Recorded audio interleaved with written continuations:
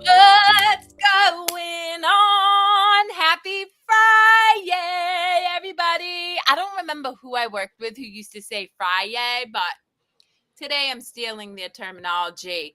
Welcome to episode 27, if I'm not mistaken, of For No Particular Reason with your fabulous host, Kerri Lewis, and the amazing Yankov as my co-host. What's cooking?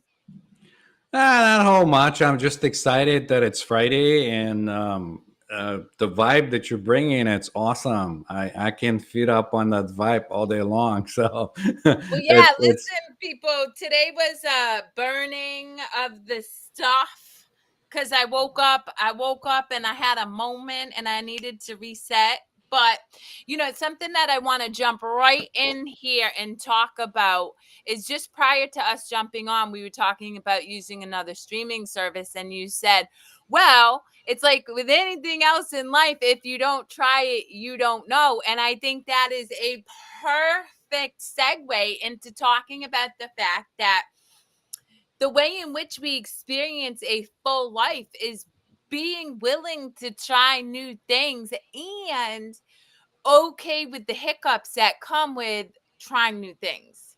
That's right. Yeah, I think I'm always curious about things, and that's why I was like, let's try it. But cleaning the space, it's also important because as you go out into the world, like wearing your shoes, they get all muddy and everything, and you don't want to bring that mud in your apartment or in your home. You leave your shoes at the door.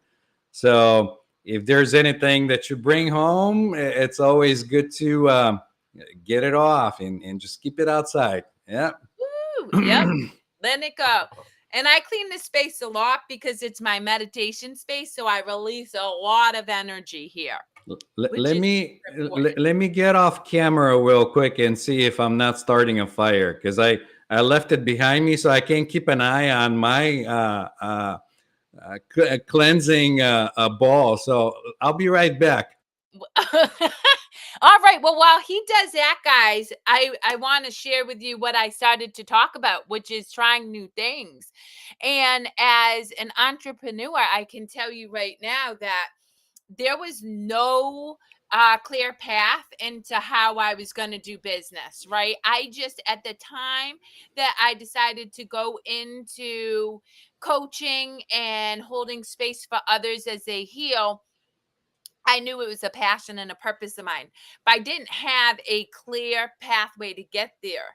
And rather than not doing what my heart called me to do, I just kept practicing. I kept trying new things. Some of them worked, a lot of them didn't. Sometimes I felt defeated by those things that didn't work. But ultimately, I kept on coming from a place of curiosity, like what Yanko said. And in doing so, I was able to slowly build my confidence and my ability to, one, know that I'm on purpose, meaning, yes, it's my passion and purpose, but I know through lived experience that I'm in what I'm called to do. And I just started to get more accustomed to being willing to try new things and not feeling like I have to do it one specific way each day, each month, each year to be successful, that I can pivot. And I think that is so important in all areas of our lives, because if we stick to a specific roadmap, or if we stick to a specific program that somebody says works for them, or if we stick to a specific ideology, then we close ourselves off from other ways of achieving even greater success than we would have if we just stuck to the original plan of action or course that we thought was going to work. That's right. And sometimes this could be an emotional thing where you invested too much and you just can't let go. And it's like, oh, I got it so far, maybe I'll just miss it by inch, or like, oh, because I invested so much on this and I'm expecting it to happen a certain way, then something else I'm missing or something else will happen. And to me personally, I have to check myself and see if there's like an emotion involved in any decision making when I'm pivoting. Because like I, I got to that point, but like I don't know, and I always go by that saying that the map, it's not the territory. Like you have an outline, you know where you're going, but when you get there, there could be different things that you haven't been able to foresee, because then if you know how it all ends, then it's not going to be interesting. Yeah. Well, I know you're always about, well, it's interesting. I was just thinking as you said that, right? This like roadmap. I have a beautiful friend, Rachel Lee, who is an incredible um marketing coach, support system, whatever. I don't know what she calls herself. She's awesome. I love her. And she and I were talking a few days ago, and she shared openly on LinkedIn and stuff that her plan, her roadmap was to pay for all this coaching, to get all these certificates, to leave her design business and then open up her business. She's going to be successful. Well, like $140,000 in debt later, she's suffocating from this weight, and she decided to declare personal bankruptcy, right? And in the beginning of this year, and she shared this, openly, so that's why I have no problem sharing it and celebrating her. She shared this openly on LinkedIn. She's like, my to be free from this weight of debt by the end of this year for a milestone birthday of hers. And yet the way she broke free from it wasn't what she had thought, but in that breaking free, in surrendering to what she thought it needed to look like, her energy skyrocketed. I see her showing up now and I'm like, boom. And that's the thing is, guys, when we judge our experience, when we create a story of whether it's good or bad, right or wrong, then we're not able to sit in that peace, in that joy, in that freedom that we are all entitled to. And in fact, like, that is truly our gift from the universe, from our experience, when we stop trying to control what we think we need to control. And actually, I want to see if I can pull up a quote that I sent out to several people today because I love it so much. Let me see. It was so profound. People are healthy and people are as healthy and confident as the stories they tell themselves. This came up and I was like, oh my God, that's the same thing as, not having this expectation, like not expecting things to be a certain way, allowing it to Mhm. just be, and knowing that whatever it is where it's supposed to be. Right. Yeah, and that goes aligning with the detachment thing that I found in the book I was telling you. To read something like, let me see. It is. They used it as a marker in the book, but it What's says the I book, can be. Yanko? Oh, the book. It's 112 ways to meditate. I think it was called by Osho. I'm not 100% on the title, but it really resonates with me. It's wonderful. But it reads like that: I can be compassionate and objective and see the benefit of not being attached to the outcome of the event. Mm-hmm. Yeah. So, yep. But it's such a practice, and for anybody out there watching saying, huh, that's so hard. Even this morning, I woke up, right? And I had this fixed idea that I wanted to look a certain way for a wedding I'm going to later tonight, right? And I just had it set in my mind. And then due to circumstances, it's not gonna unfold. Well, actually, I shouldn't say it's not, because it could still, but at that particular moment, it wasn't working out the way I felt it needed to work out. And so I got upset and I'm like, you know, my ego's like, what the F? I'm always da, blah, blah, blah. And then I'm like, okay, you know what? It's because I have this expectation around what I think it needs to look like rather than allowing it to be what it is. And as soon as I let it go, I was sharing with Yanko, one of my signs, one that I know like I'm just tapped in, tuned in, back in alignment, right? It's when I know I'm not in my ego thinking is a hawk. And I look out in Worcester outside Nana's apartment or house, and then I'm like, hi. And then I was just like, oh, I get it. It was because I made up a story of how my experience needed to be. And something similar happened last night. I grabbed the clippers. I'm like, oh, I'm going to do my hair. And I look at the thing and I'm like, oh, it says 1. So it's 1 inch. And I'm cutting. And there's like lines and it's like crazy. There's patches of black hair. And I'm like, oh my God, what did I do? And I called Nana. I'm like, Nana, I look like I don't even know what I look like, but it looks really, really bad. He's like, nah, babe, it's cool. And he's like, doom, doom, doom. And he fixed it. And I looked and I'm like, oh, it wasn't 1 inch, it was an eighth of an inch.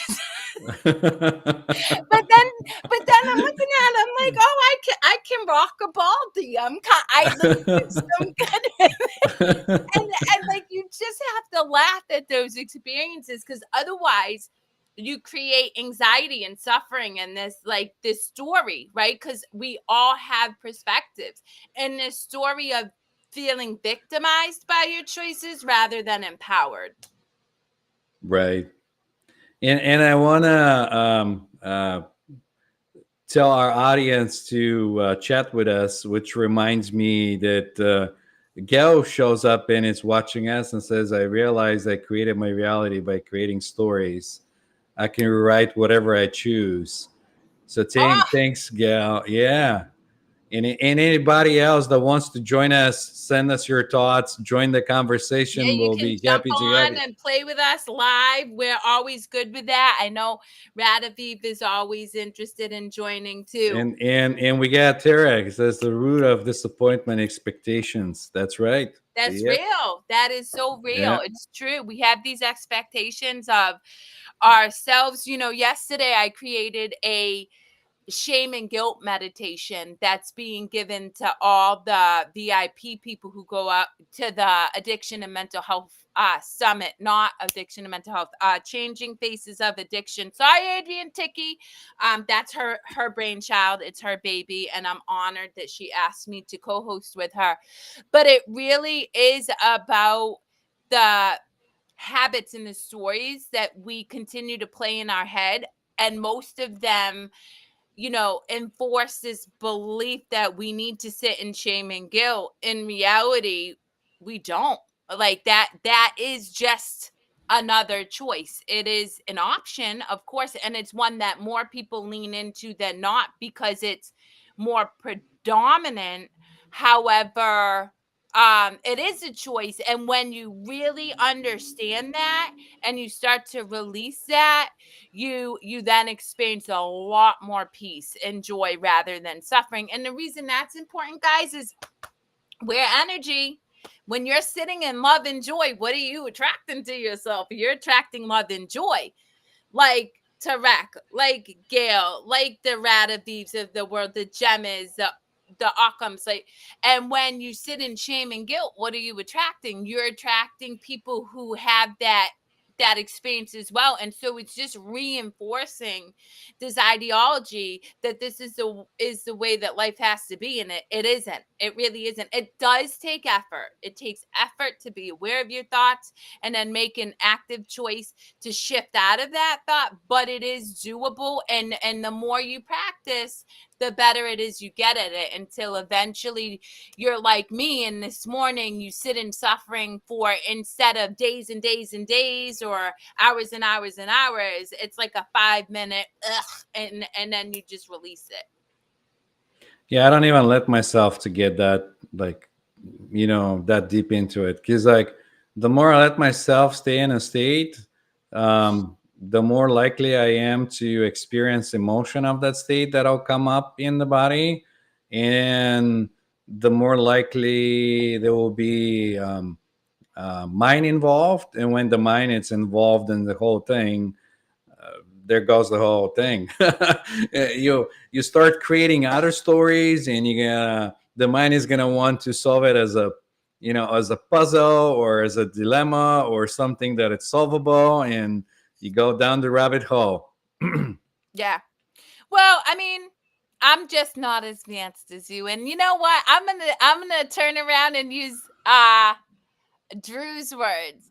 We need the contrast to come back to peace. And you always tell me if you Exactly. stay in peace too much, it's boring. So, you know, and it's all it's like we gotta laugh. Like it I just have to laugh because of if I had not gone through that whole 5 minute spiral, who's to say I would have looked up and saw that beautiful hawk that just brought me so much joy? It immediately turned my frown upside down, and I was like, oh, yeah, that's right. It's not supposed to be that serious. Yep. And Gail says we're huge magnets, and like energy attracts like energy. So Yep. yep. Yep. Yeah. But And yeah, that's hard. I mean, that's just what it is. well, reality is what it is. But you're not wrong though. That's why even think the same way. You need the polar opposites to be able to have the freedom of choice and to know, because like how would you know, like if you've been in a state for so long and you get used to it, that becomes your state of operation, then you don't know anything better, and that just becomes your normal state of operation. Yeah. So something else have to come along to get you out of that state, or to break the normalcy, because um, I'm even realizing that normalcy, it's a human thing that like humans invented. Well, yeah. What is You normal know, anyway? yeah, like how would you know? Um, That's somewhere why it else. cracks me up about like neurodiversity or neurodivergent or whatever. I'm like, there's like 8 billion plus people on the planet, and we're not like not one of us operates the same. In fact, Gail, I don't know what Tarek does, but you, Drew, Radaviv, Lindsay Height, we all preach the same exact thing. Our understanding, our knowing comes from the same source. We say it entirely different in many ways. You know what I mean? My aunt loves watching you because she's like, he's a quiet, silent one, and then he just pops in. And then Gail is more energetic like me, but she has a softer touch, and that's the gift. And so normal is just an illusion. And that's why I embrace I embrace spirit, meaning what comes to me in any given moment. And for anybody who's on my phone list, recently you've been getting melodies, songs, because that's what, I love to sing. And I had this epiphany last week, or maybe the earlier this week. I've always, from as far back as I can remember, loved to sing. And habits, conditions, move you out of this idea that you can sing. And then I'm like, why do I have to perform on stage or be in a band or whatever to be a singer? What if I sing to my clients? What if I celebrate through song to people I love and affirm them? Why is that any different than a singer on stage? For me, it's not. And really, even if it is by the masses, it brings me joy. So what's it matter? And I would hope that it brings the people I sing songs to joy, because I mean, I do not sing out of key, guys. I'm not like really that. Um, and that's why normal to me, whenever my daughters are like, Mom, I just want to be normal, I'm like, no, you don't. No, you don't. That's boring. And not only Exactly. that, it's a conformity. And who wants to conform when you have this beautiful gift that not one other person in this entire planet has? And it's just Exactly. you. Yeah, no, nobody can be you. Yeah. Nobody can be you. Like, you're very unique. Like, everything, it's really unique. And a lot of people don't realize that if you're here, there, you're here because you're unique. You're needed. Even if you don't think from your thinking mind that you're serving a purpose, and, oh, like, why am I here and all this other thing, you're here because you have to be here. Just accept it. Or you at least chose to be here, like, you chose to, Right. I don't know. I mean, I look, I've had extensive conversations with so many people who are tapped into the Akashic records, who talk to their spirit guides. I'm like, listen, you know what I know? I know love. I show up as love, and I am happy as a clam. And so, if that is all I ever come to understand in this human experience, I'm good with it, because again, knowing that I'm love, I'm meant to exude love. Um, when I stay in that knowing, hawks appear. Kind words from people who love me appear. Unexpected abundance appears. And anytime I overthink it and start to be like, well, what is my purpose? And why don't I do this? And I'm like, that immediately takes me out of peace and joy and back into ego. And then guess what doesn't appear? Hawks. Joy. I'm like, I need well, to well, know.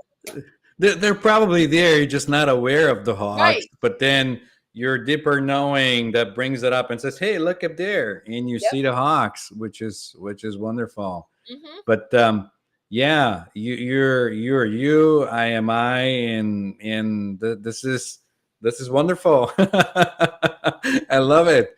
And I gotta tell you, I love your singing too, because there is no, it puts you on the zone, first of all. Yep. And for anybody that, like, think arts or singing or anything, it's like just a waste of time.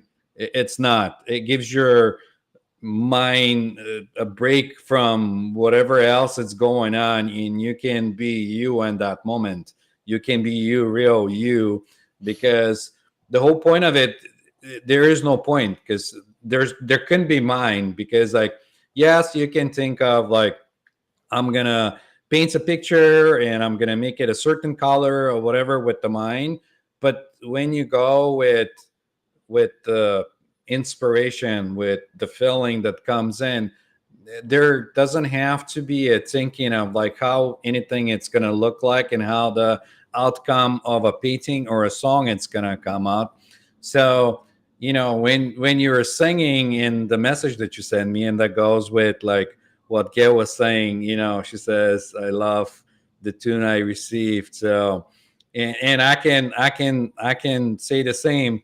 It's just spontaneous. It just comes in and it goes. And the more you do it, the longer you can go and be in flow. But then at one point you're like, I don't know, I lost it, and you stop. Well, it's so fun. I love to sing outside, on, like, when I'm going for my 5-mile walks and stuff. And I know I'm in flow, not only because I feel it, but I'm constantly getting beeped at. And it's for no other reason that people feel that. They're like, wow, this chick is having the time of her life. You know what I mean? I want whatever she drank in her Kool-Aid, And flow comes with, I know I did a post about this, but like, this is something I'm working on for somebody, I have no idea who, but like, it's just play. And you just create from, like, fun, and there's no expectation. And every time I give myself permission to be childlike, which I'm constantly being reminded to tap into from any person who does work on me, whether it's Reiki or whatever. I just it's just, I don't even know. There's no words. There's no words. And because it comes from love, whomever gets that love is going to share that love. And so it's all cyclical. It will come back to me in another way for sure, but it's all a gift of creation, right? And that's the ultimately thing I try to tell people: when you get out of your own way, you do. Yeah. And I think the sharing, it's It's the point. I think to me, a lot of people misunderstand it, and they still have this like possessive love thing that they think like love is something like a box that you can give somebody or take it back if they don't behave, or it's conditional, like, oh, I'm gonna love you, I'm not gonna love you if you don't do this for me or whatever else. But to me, love, it's a experience that you share with somebody else. You're in love, they're in love, and you just share your love with them, meaning you share that experience of that vibration of like, just, hey, it's like party. Here is the fun party, and here is the non-party. If you want, you can come in and join the party and woohoo, you know what I mean? At least that's how I understand it. Yeah. Did I lost you there? No, I can hear you. Can you hear me?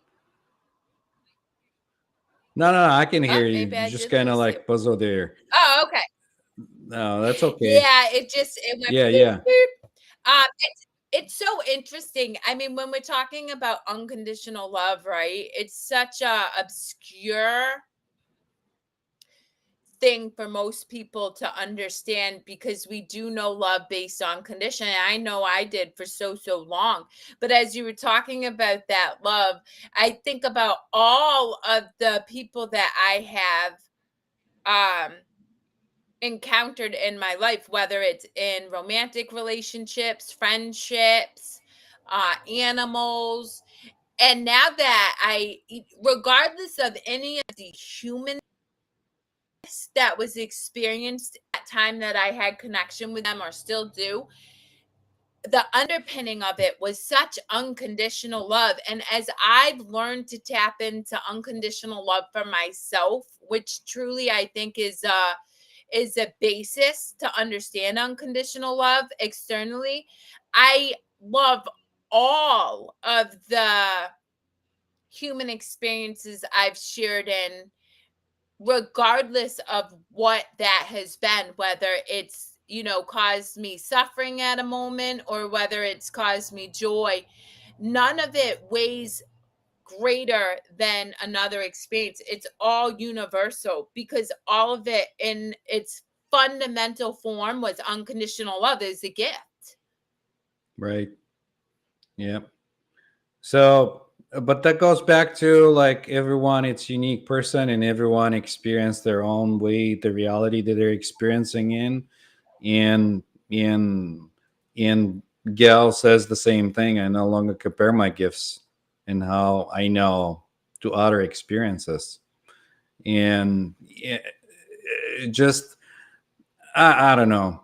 Sometimes, like yourself, I just have an experience, and I just go like, wasn't that interesting? Like, You know, I not like judging the experience, but just going like, like from all the other ways that I could have experienced this moment, this is the way I experienced this moment. And then I just go like, you know. I want to go back to something that has been on my heart since last week when Gail blessed us with her presence and she shared that amazing story where she was working with a group and a woman expressed her anger and was like now in physical pain, and she Yep. broke down that whole story, which was beautiful. And then after she's like, I'm not claiming to be a healer.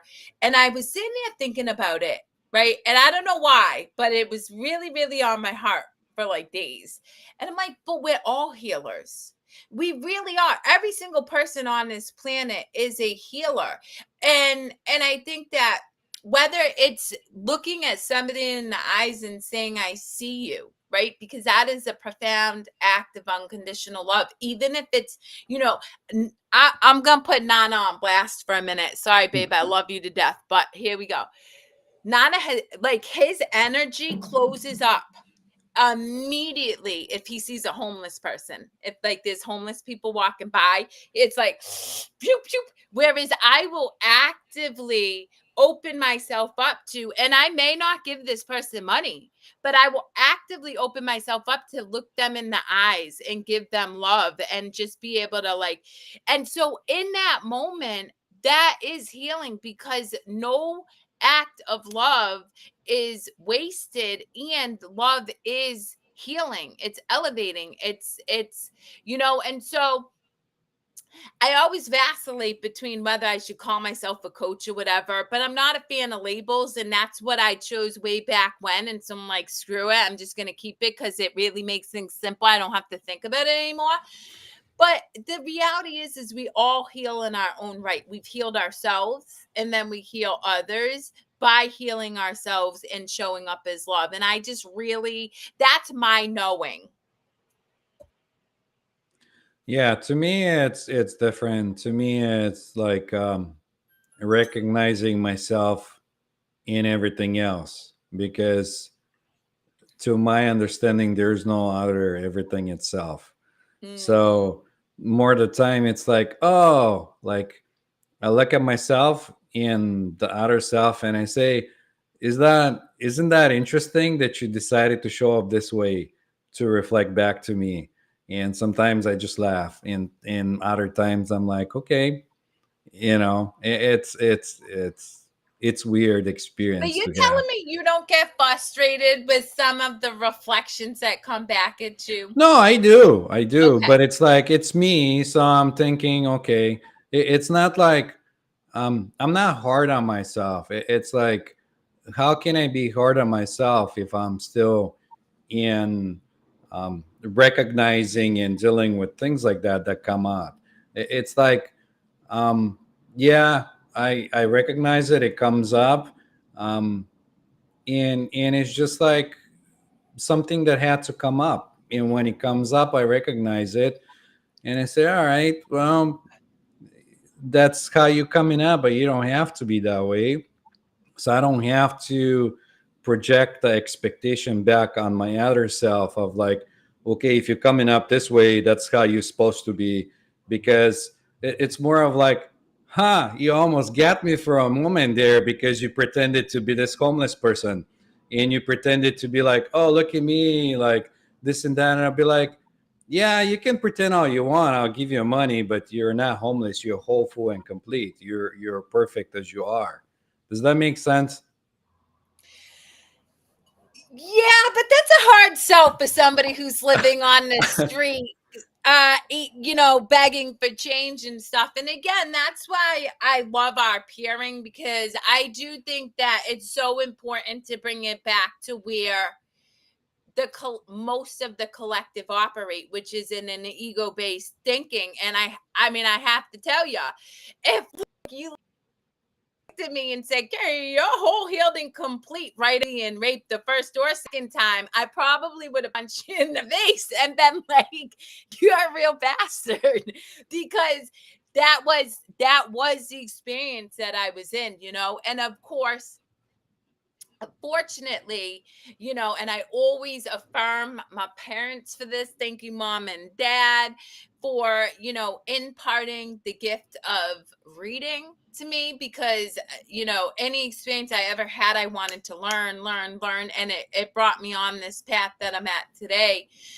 But again, it goes back to ultimately asking yourself, is the experience you're having one that you want to continue? If you look a year from now and see living on the street, scraping for food, or being in an abusive relationship, does that feel like something you want to continue to experience? And if not, giving yourself permission to start to either seek help, support, right? There are many beautiful people who can aid you in that, so you can start to really fundamentally understand that our thinking mind does create our experiences, and we do have the power to change our thoughts and experiences. And then just stay aware and curious, and start to recognize the thoughts that you're having, because in recognizing them, you start to take your power back. Even if, for me, it was, oh my God, life is so unfair. I grew up lonely. It was like this real victimized mentality. And in fact, in my meeting yesterday, my community meeting, I was talking about shame and guilt. It's something I talk extensively about often because I truly believe it has the grip holds of so many. And I want to empower people to start to give themselves permission to break free from it. And in the conversation, one of the people started, really focusing on other people. And what I said to them and everybody is, when we're so focused on everybody else and what they're doing and our government, my boss, the job, my children, my husband, my mom, we lose sight of the only thing we have power of, which is our internal state and our ability to make different choices, to start to incorporate actions that make us feel better, to seek help if we feel stuck and don't have an answer. And so really, ultimately, it's super important that Yanko and I offer you guys the, hopefully, if nothing else, hope and uh insight that if it feels hard, I get it, I really do, but it doesn't have to stay that way. You don't have to stay in that hard. Yeah. My understanding just comes from a different perspective. So Yeah. let's say that I'm not saying that's how it is, but let's pretend that you create your reality. In your reality, if you see a person that it's homeless, you can do the homework for him because that'll be um, breaking his freedom of will, because whatever choices he made or didn't make led him to have that experience or just having that experience. And for me to sit and judge that person and say, does it look like a real homeless person? And I have to give him money or not give him money. This is me shaping the reality and expecting him to be a certain way.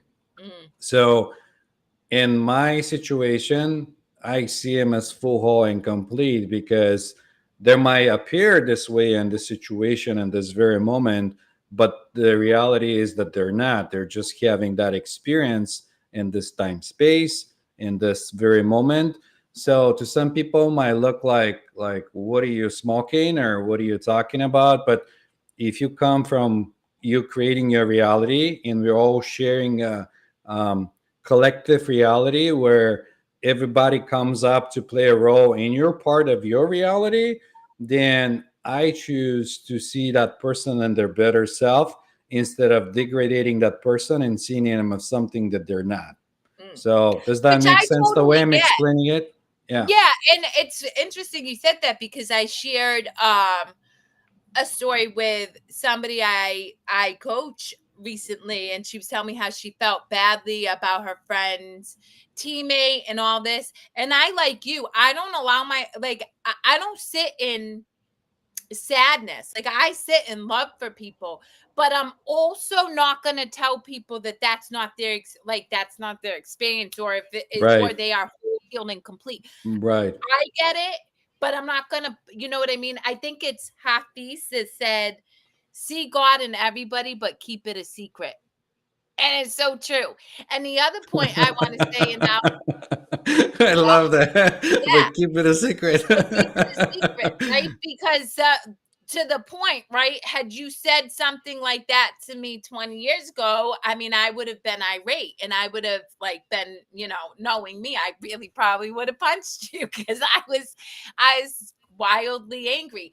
But um going back to what you said in their reality, and not taking it away from them, it reminds me of a conversation I had with Gail Kraft maybe a month and a half, 2 months ago, where I was in ego and I was feeling really badly about some of my immediate family and the things that they were going through.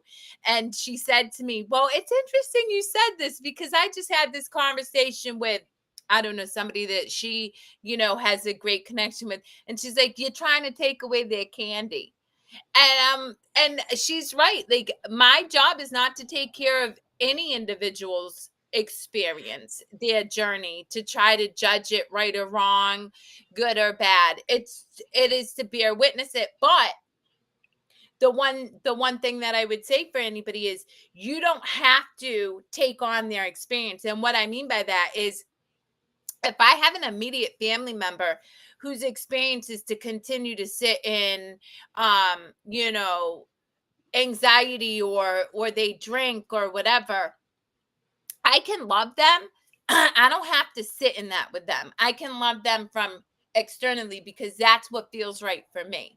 And that is an important piece that I tell people all the time, particularly when we're talking about addiction, because so often we love people, but we get so entangled in their web of struggle that we then become addicted to their addiction and their suffering. And it becomes, we lose sight of ourselves, we lose sight of nurturing ourselves. And it doesn't, it's not in the highest good of anybody. And so I just remind people, you don't have to take away their experience, but you don't have to live in their experience if that's not what you choose to do, if you don't want to.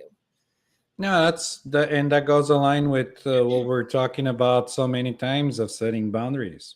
Yeah. You set healthy boundaries, and it's like, hey, this is what it is, and this is what I can do or not do, and I you just know, laugh, no, Yanko, because as many times and as many books and as many courses and as many stuff as I see about boundaries, people struggle, and they struggle to incorporate and hold boundaries for themselves. It has nothing to like, so I actually had this conversation yesterday with my group.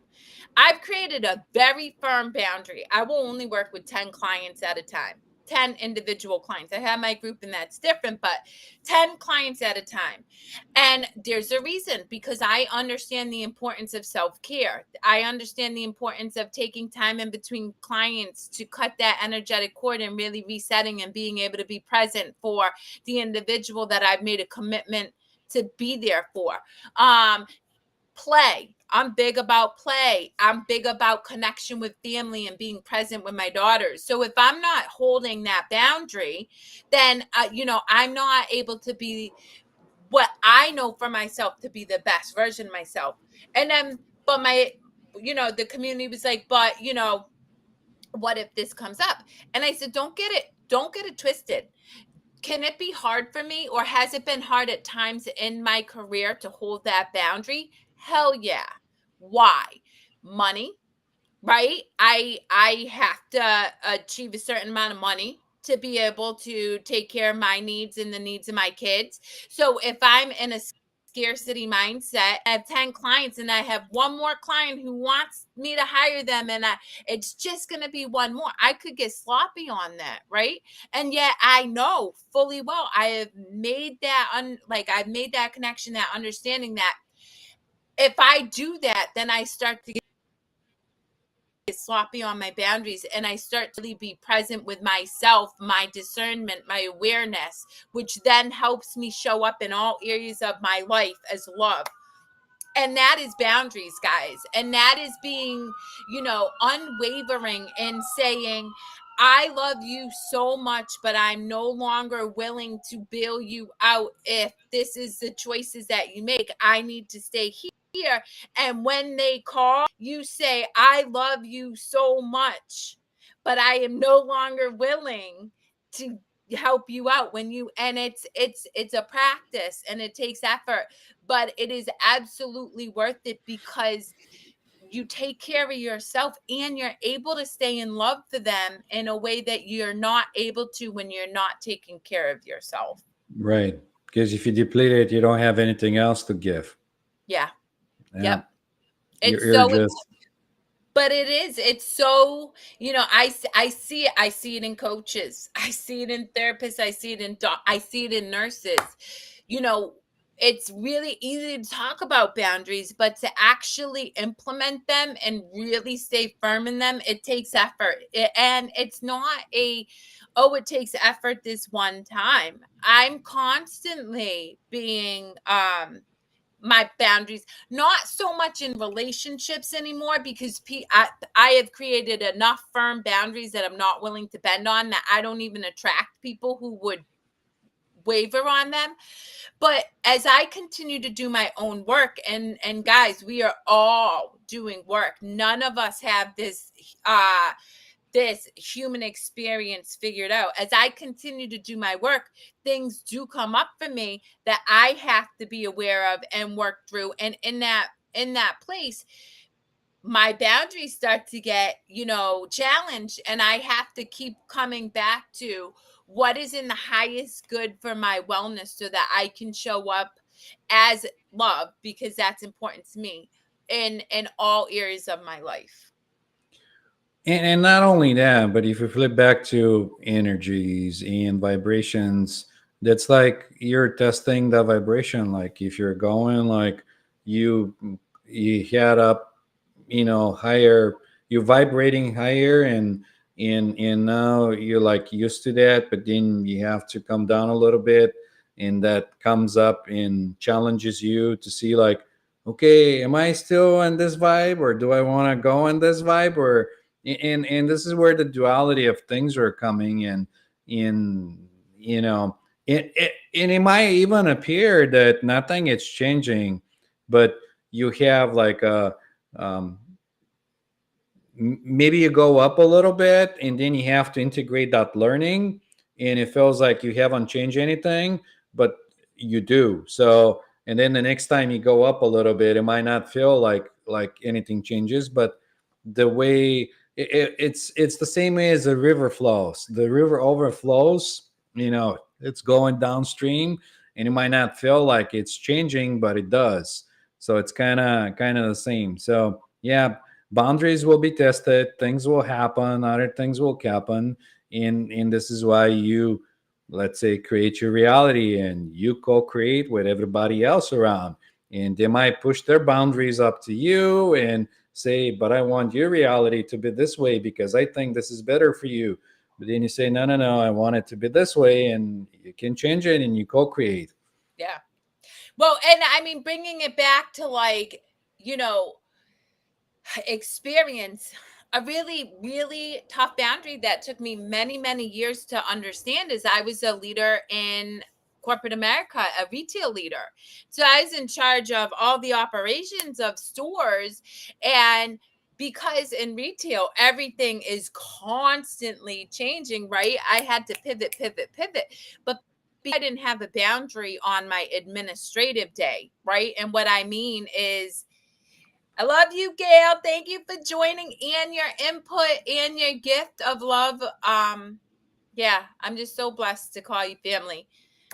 Um, but so I was unable to meet the expectations of my leaders because I was constantly reacting and taking care of what I perceived as the immediate thing, right, within the retail space, until I really got firm on my boundary that Tuesday is administrative day. And unless the store or the organization is burning down, you can't bother me. I put in place other people to handle these things that came up.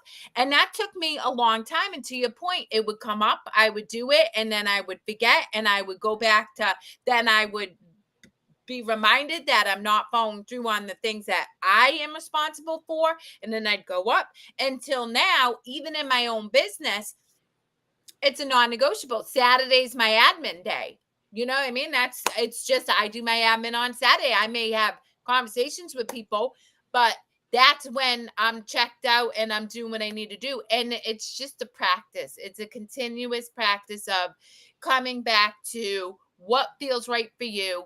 And when it doesn't feel right, think about what did work for you and keep going back to that. Keep going back to it. Yep. You always go for the highest excitement, whatever excites you the most, that keeps your vibration in that level. So you go with that. That'll be your marker of where you're supposed to go, not what the mind says. At least And to me. and yeah, so like you say highest excitement, for me it's what brings me the most joy and peace in any given moment, whether it's listening to music, creating content, having great conversation with my dear friend Yanko. um just when you can sit in joy. Yeah, yeah, like that's where you want to keep coming back to. Of whether it's a song that no matter how you're feeling, it brings you back to peace, or going out and looking at a specific scene, smelling a candle, talking to a certain person. There's endless ways to find that for yourself. But if you're stuck in that, oh, I'm just depressed and I can't get out of my stinking thinking, think about one moment in time, as simple as it could be, and then go do that. Go do that. Yeah. And that makes me think of Neville Goddard, because he says the feeling it's the secret. Because and that really resonates from like working with clients, because once you have the feeling, um, you create it and your body follows. So if you have the internal feeling, because every time you go to bring up a memory, you go within to check that memory, and maybe a smell trigger that memory to come up. Maybe you smell a smell of pancakes that smell just like your grandma made them, and that brings up the whole thing. And right there in that moment, you time travel, you're back in time. In your mind, you're sitting, your grandma's bringing the pancakes, you're having, a wonderful time, and you have that feeling come up, and you're sitting in joy. And but in reality, nothing really changed outside. You're the same person, you're in that space, you're in that spot. You just time travel, and you had that feeling that came out of the memory. So, Oh my and God. this is why, like, Saying that, I'm sitting here thinking of my beautiful grandmother, Lillian Kathleen Lazat, with her chain smoking cigarettes, burning bacon, and her coffee milk while we're at her table. And it just brought me so much joy. Like, see, and I was and right there, and I'm like, yeah, hi, so Mom. like, yeah, so nobody really had an excuse not to like take advantage of the abilities that every one of us have. Everyone had an option to, like, create something and get the feeling of it, like it's like there, because Yeah, that's how you get out of it. And and your body has no choice but not to follow. Like, if you're having in if you're having that experience, your body might have forgot how to feel a certain way, but that'll be like a reminder, because like you think of it, then it comes up, the feeling comes in, and the feeling creates it, and then the body follows it, and then you feel lighter, just because you change that moment, and you recall that feeling. So, yep, and if anybody haven't checked out Neville Goddard, I highly recommend. He's kind of talking from like a religious, non-religious perspective, of his own experiences and everything, because he went, I think, through the same um, experience that some people go through in life. And if you suspend your judgment or anything, you might actually find some gold in his yeah, books. yeah. I agree. I'm trying to think who wrote Think and Grow Rich. I think Neville Goddard talks extensively about him too. I can't. I'm losing sight of his name. Anyway, that's I, gonna drive. I, I had it, but I didn't, so it'll come to But me. anyway, okay. With that, we have 6 minutes left. Is there anything you would like to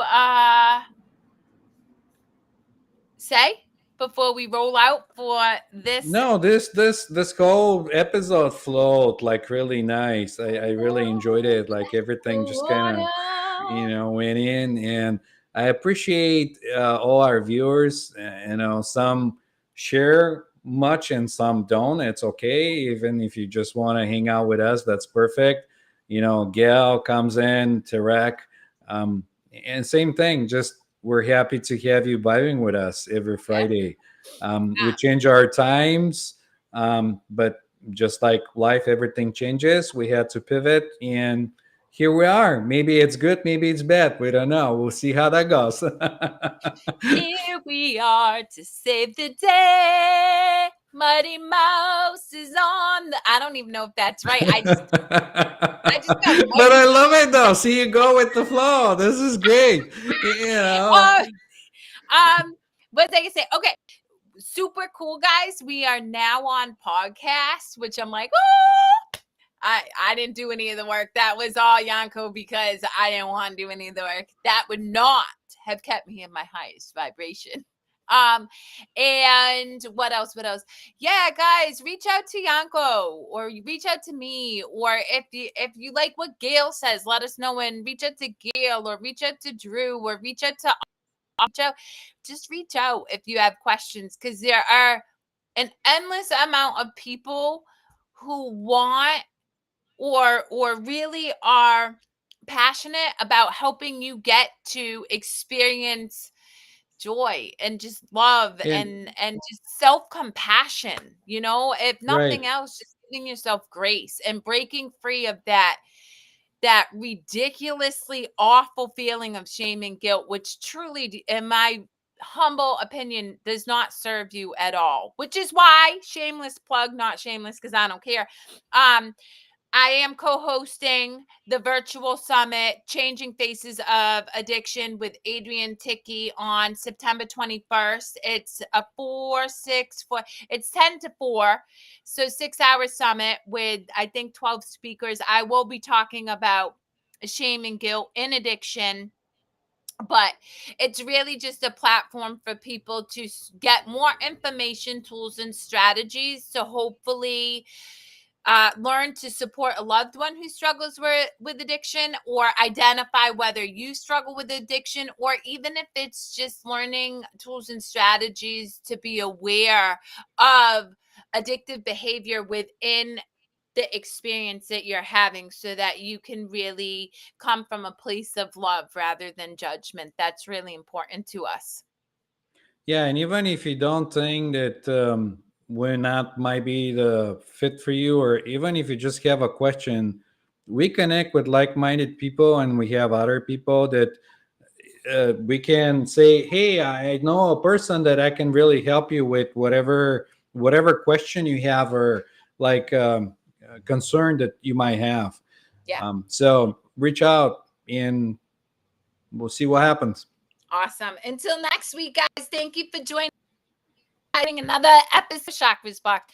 For no particular reason with Kerri Lewis and Yanko. All right.